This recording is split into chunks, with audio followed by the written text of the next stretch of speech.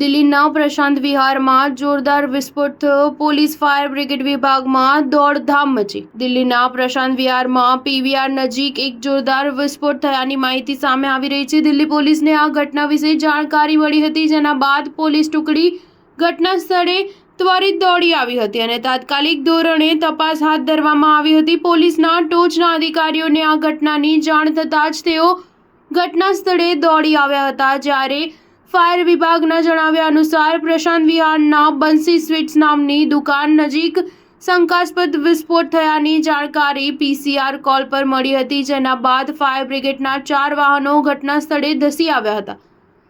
બંસી સ્વીટની નજીકમાં જ આ વિસ્ફોટ પાર્કની બાઉન્ડ્રી પાસે થયો હતો. માહિતી અનુસાર વિસ્ફોટ બાદ ઘટના સ્થળે સફેદ પાવડર જેવી વસ્તુ વિખરાયેલી મળી હતી. સ્ટાર ન્યૂઝ 7 હંમેશા સચ્ચાઈની સાથે.